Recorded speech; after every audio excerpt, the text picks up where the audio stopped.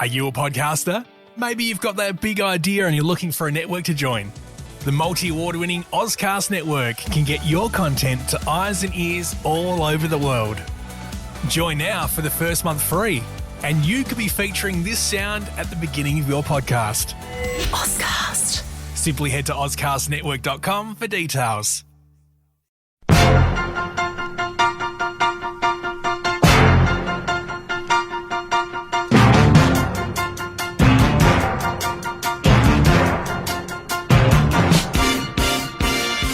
Hi everybody, welcome to the Garage and the Court of Public Opinion. I'm Jeremy Cordeaux. Peter Clayton's behind the camera. Hope you're well. Hope you're going to enjoy the day. Where do we start? Oh, well, I heard just a little while ago that Anthony Albanese, the Prime Minister of Australia, has threatened if he can't get his housing legislation through the Senate, he's going to, well, he didn't say he was going to call a double dissolution, he threatened to call a double dissolution.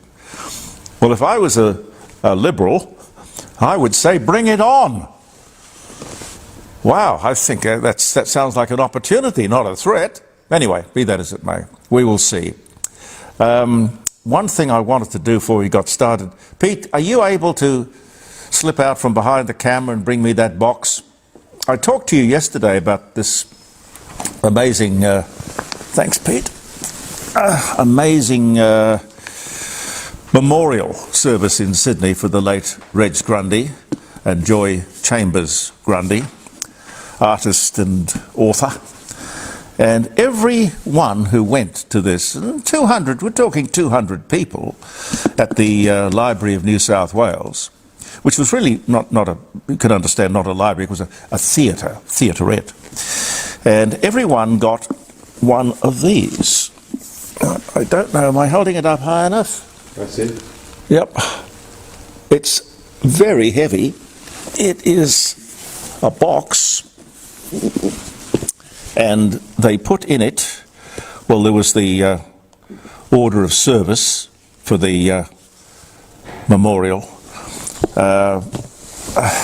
Golly, Reg Grundy. Are you a podcaster? Maybe you've got that big idea and you're looking for a network to join.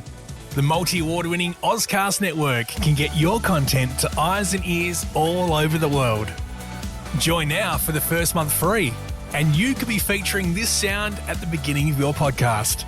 Ozcast. Simply head to ozcastnetwork.com for details.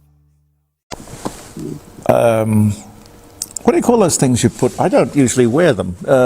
Cufflinks, yeah. In a beautiful gold embossed case. Reg Grundy cufflinks. One of Joy Chambers' beautiful novels. Historically correct, I believe, in every way. And of course this, which I haven't seen before, but I will value it and read it. This is the Reg Grundy story, which he eventually took time to sit down and write. And I will enjoy reading that, believe me, because it's a history, really, of Australian television. The man who was, indeed, what Walt Disney was to American entertainment and television. And there's a scarf, and there's a Reg Grundy pen. In other words, I suppose you could say, a box of memories about the family and the man. Well, I don't know what all of that must have cost, but as I said to you yesterday, it was a great privilege to be invited and to be involved. Thank you. Thank you. Let me talk to you about this weapons conference in Melbourne, a big international expo about military hardware. Really? What was available, the latest and the greatest? All that sort of thing. Now, I can understand it annoying some people. People have a right to be annoyed and to demonstrate, but peacefully. Now, was this a peaceful demonstration? No. More warlike than the things they opposed in the exhibition centre. The demonstration was violent, it was ugly, it was repulsive. This country has got no hope if these people can't be brought under control. They are enormously destructive. We have to be able to defend ourselves, and seeing what armament is available on the market is part of that. We have to defend our country and our borders if we want to keep it. There are those, of course, among us who do not want us to keep it. And we also have to protect ourselves, defend ourselves from this rabble, this renter crowd. It's, I didn't get a close enough look, but Extinction Rebellion, climate change, Palestinians, gays for Gaza, any cause, just disrupt and be violent. But they're doing it for peace, ladies and gentlemen. Peace. Lefties, communists, idiots who want to injure the police, who are there doing their job, throw stones and, oh yes, they throw marbles under the feet of the horses so that they will fall. Now, a rumour that was put to air by 3AW was that various Islamic organisations were paying demonstrators $300 cash each to be there, and they would pay their bail if they were arrested. Now, this story is not verified and it's not confirmed, but it certainly was reported. And this young woman who stuck her hand in a container of quick-drying cement, which she had in the boot of her car at the demonstration, because on Friday they had to chip her out. And you know, they gave her a pair of glasses to protect her eyes, and they put a cover on her, and then they worked at chipping her hand out. Listen, just leave her there. She obviously wanted to be there. Come back in a couple of days and see how she's going. That's what I'd do. Whooping cough apparently is sweeping the nation. Not so bad here in Adelaide, but I believe on the eastern seaboard it is a problem. 11 times the number of cases compared to this time last year. And whooping cough is a terrible disease. I remember my little sister had it when she was only a baby. She was 8 or 9 weeks old when she got it, and you know, it was just a terrible thing to watch, let alone to have. Now, this scam legislation, which you probably have heard about or read about, it is designed to hit the banks, the telcos, and social media. Now, all of these platforms are going to be held responsible for the carriage or distribution of any scam that has resulted in fraud, loss of money. Now, penalties, they say, up to, not necessarily what they'll apply, but up to $50 million will be applied. The victims will also be able to seek their own resolution and compensation as well, if they like. Now, I like this. I think it sounds good. It sounds like what we need. What do you think? You tell me, particularly if you've been caught up in a scam, you tell me on Friday round the dining room table. It's time with these things. They're getting cleverer and cleverer, harder and harder to recognise from something genuine. It's very easy to get pulled into, trapped into one of those things. But particularly if you have been, call me on Friday. JeremyCordeaux.com, 9 o'clock till 12, 3 hours live streaming. Now, I'm not saying here that, I've been meaning to talk to you about this for a while. I'm not saying that these hospital and charity lotteries are a scam.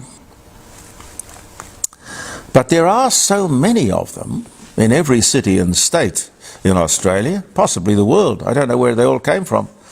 Enormous growth in, what can I call it? Well, I suppose fundraising. Fundraising. We can't overlook the fact that charity is a very big business. And yes, I did say business. It's worth over $200 billion a year. If you don't believe me, Google it, look it up. $200 billion a year. It employs tens of thousands of people. But how much of that $200 billion that's raised gets to the people or the cause for which it was collected? I don't know. I don't know because successive governments refuse to legislate one simple law. Every charity must declare how much of every dollar goes to the cause. They have to reveal what after salaries, overheads, administration, I guess they'd call it. What is the amount given to the cause for which the money was collected? That is simple, isn't it? No one will do it. I wonder why. I call it transparency. It would have to help the charities. It would have to help the good ones. You know, we give 70% of the money that we raise to the cause. I guess the people who would be against it would be the people who would give 2%. Are you a podcaster? Maybe you've got that big idea and you're looking for a network to join. The multi-award-winning Ozcast network can get your content to eyes and ears all over the world. Join now for the first month free, and you could be featuring this sound at the beginning of your podcast. Ozcast. Simply head to ozcastnetwork.com for details. The time comes that we have that sort of legislation. We have the right to be suspicious, particularly as the law at the moment says that charities do not actually have to give 1 single cent to the cause, which in itself is pretty amazing, and in the court of public opinion, not widely known, and I don't think would be tolerated. Fair Work Australia on Friday, this last Friday gone by, began a case. The Clerks Union is requesting the right to work from home. Now, this union only has about 90,000 members Australia-wide, and I don't know how many of those 90,000 members just pay the dues and don't want a bar of the union, but they have to join the union in a country where compulsory unionism doesn't exist. But I can see once this gets up, if they win the case, how it will be taken up everywhere. But as I read it, if the Clerks Union wins, they will have the right to request. But that doesn't mean that the request will be granted. And I, for one, if I was in business today, I would be demanding that my staff, for the reasons of the culture of the business and professionalism, come to work. I don't know what you think. You might like to argue with me on Friday morning. More care, which sounds wonderful, more care and more time in one's own home for the 1.4 million aged Australians who are looking down the barrel of all of this. Now, as I look at it, this is a potential NDIS on steroids. It's the same deal. It has all the ingredients. The NDIS, of course, as I've said to you many times, had, and still does have, the potential to send the country broke. And there are 600,000 recipients of that. The aged care package is for 1.4 million people. More evidence that this government really does not know what it is doing. Means well, but as I often say to you, the road to hell is paved with good intentions. Now let's come to this. Misinformation and disinformation. This is the legislation that's before the House at the moment. This legislation is being pushed through to control what is said on social media. This would include Meta, Facebook. We're on Facebook. It would include the program I do, live streaming on a Friday morning. It would include all platforms, Anything that is said that is hurtful or untrue will be caught up in this. The publishers of that which is said that's hurtful or untrue could be fined a percentage of their global advertising turnover, which would be a huge amount of money. It could be a crippling fine. Hurtful and untrue. That's pretty vague. That's pretty broad. I said when I first heard about this, I said that I'd reserve my opinion till I found out just who would be sitting in judgment on what was misinformation or disinformation, because that will tell the story and tell us just who it is they want to shut up. Very interesting. Now, I imagine it's going to be ACMA sitting in judgment, or it should be ACMA.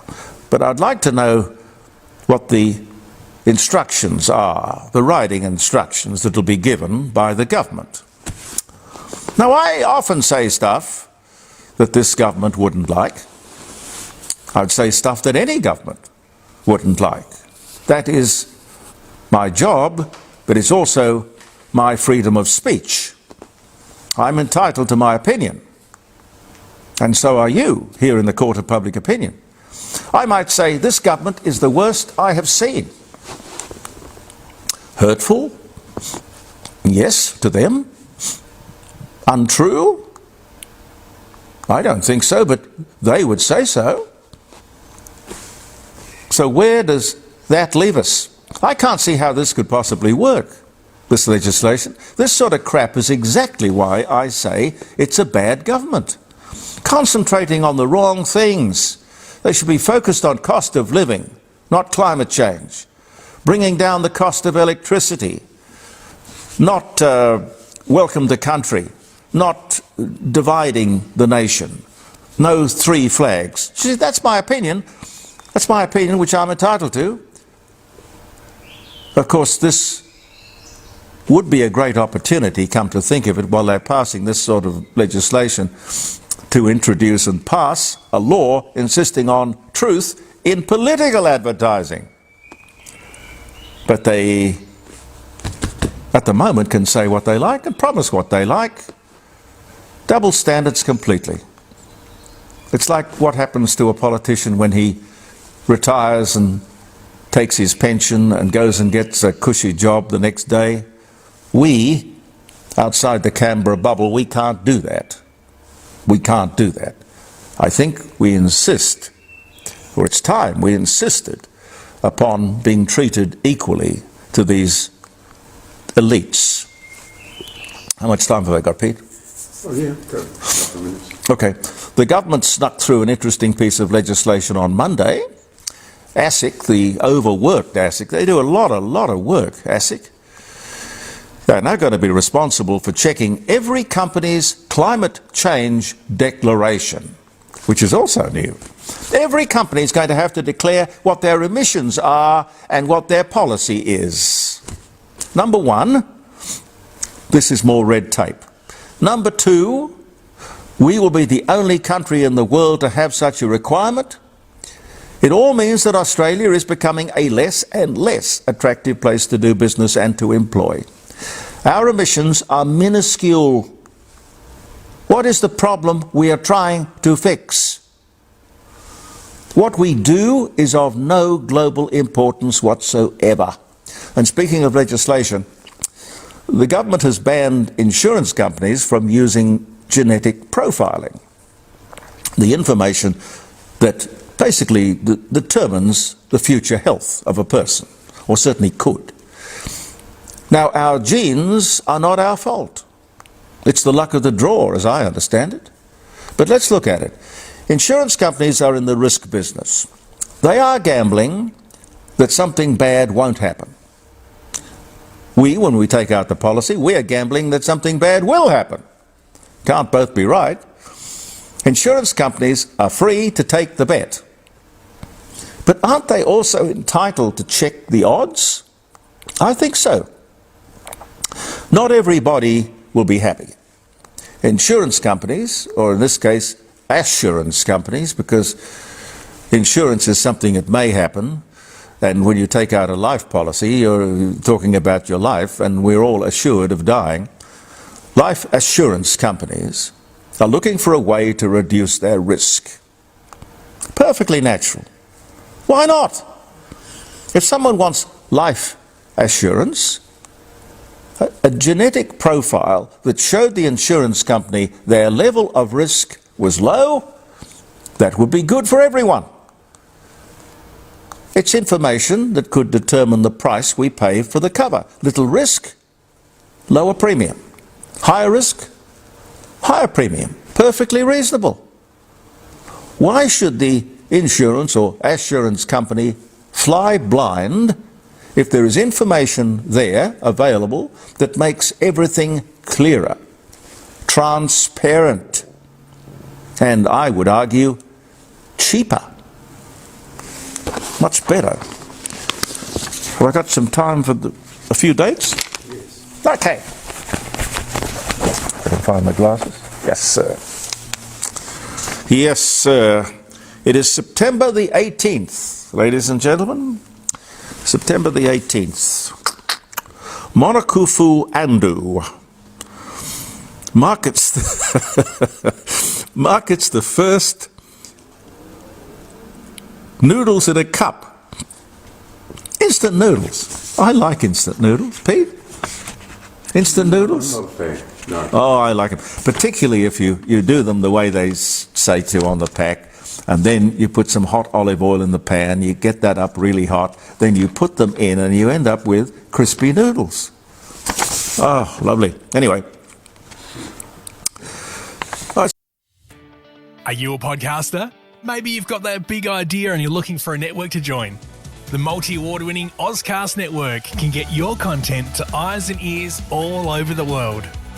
Join now for the first month free, and you could be featuring this sound at the beginning of your podcast. Ozcast. Simply head to ozcastnetwork.com for details. So it's not earth-shattering, I agree with you. Anyway, that's 1971 instant noodles were invented. William Joyce, who became known as Lord Haw-Haw, first Nazi propaganda broadcast on this day in 1939. Charles Lewis Tiffany and John B. Young co-founded a stationery and fancy goods emporium in New York City, later to be renamed in 1853 as Tiffany and Company. Well, I suppose it still is a fancy goods emporium, but the goods are pretty expensive as well as being pretty fancy. That was 1837. 19 German aircraft shot down over England on this day in 1940. The lovely Debbie Reynolds, who was a frequent guest on my radio program. 1955, she was 23, weds American singer Eddie Fisher. He was 27. They divorce in 1959 because Debbie found out that he was having an affair with Elizabeth Taylor, whom he later married. Briefly.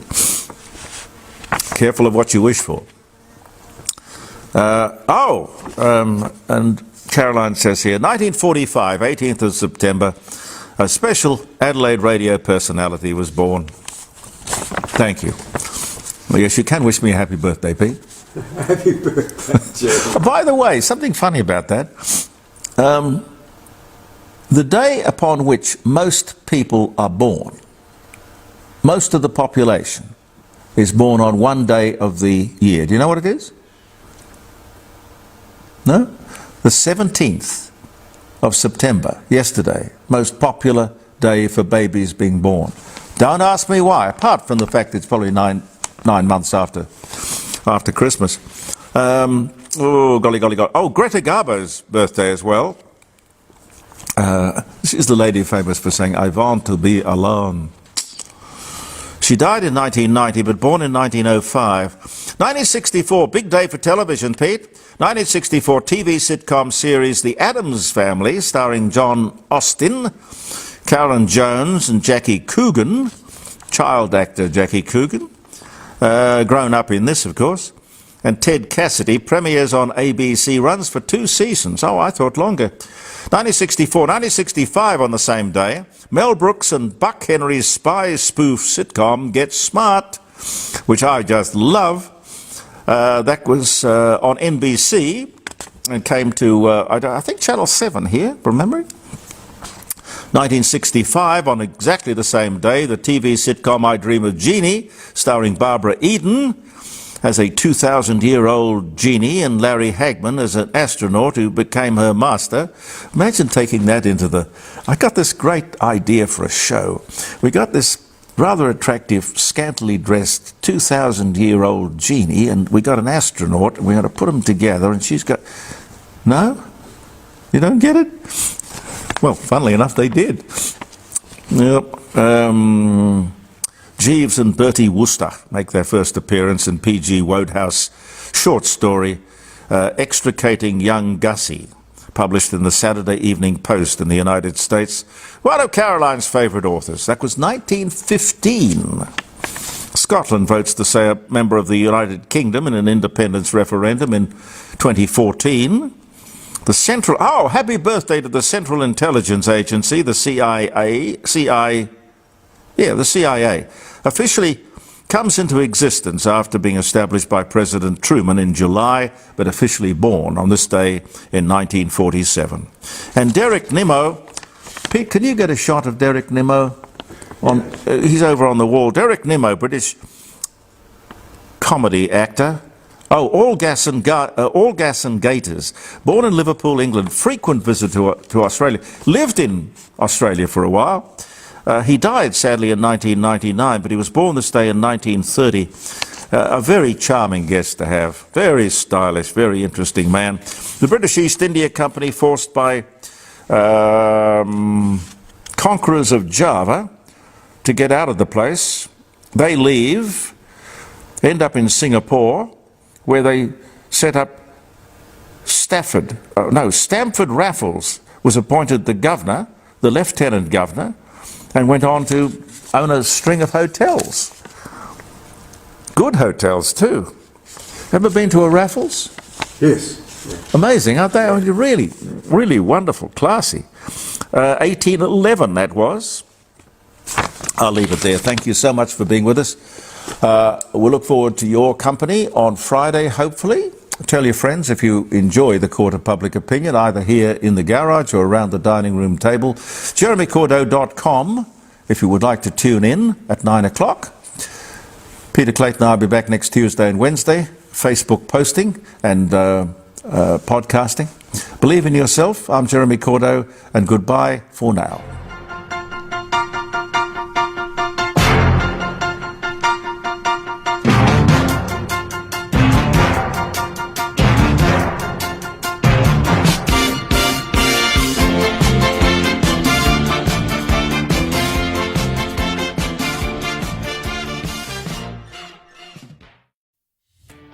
Are you a podcaster?